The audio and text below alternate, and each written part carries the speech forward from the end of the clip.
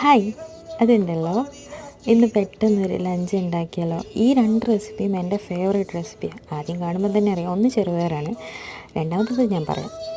ഇത് ഇന്ന് വെള്ളിയാഴ്ചയായിരുന്നു ഇവിടെ. അപ്പം ഞാൻ നോയമ്പ് എടുക്കുന്നുണ്ട്. വെള്ളിയാഴ്ച ദിവസം മാത്രം നോൺ കഴിക്കത്തില്ല. അപ്പം നമുക്കൊരു വെജ് ലഞ്ച് ഉണ്ടാക്കിയാലോ.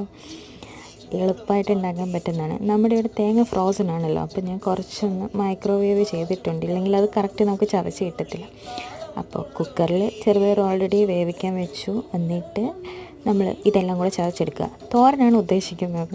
അപ്പോൾ പച്ചമുളക്, ജീരകം, വെളുത്തുള്ളി, ഒരു ചുവന്നുള്ളി, മഞ്ഞൾപ്പൊടി.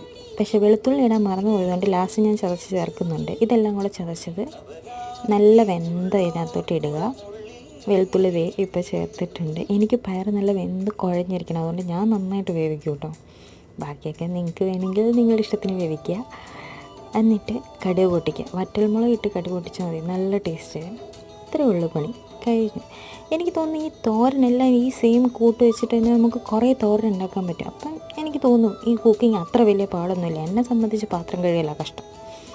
അപ്പോൾ അത് കഴിഞ്ഞു. പിന്നെ ചമ്മന്തി. ഇത് എൻ്റെ മോളമി ഉണ്ടാക്കുന്ന പോലത്തെ ഒരു ഡെഡ്ലി കോമ്പിനേഷനാണ്. ചമ്മന്തി, ചെറുപയർ, പിന്നെ ഉണക്കമീൻ പൊടിച്ചത്. ഉണക്കമീൻ നമുക്കിവിടെ തീർന്നിരിക്കുകയാണ്, വാങ്ങാൻ ഒരുപാട് ദൂരെ പോകണം. അപ്പോൾ ഇന്ന് ഇത്രയും വെച്ച് മതിയെന്ന് വിചാരിച്ചു. ചമ്മന്തി റെഡിയായി. ഇനി നമുക്ക് വിളമ്പാം. ഇത്രയേ ഉള്ളൂ. ബൈ.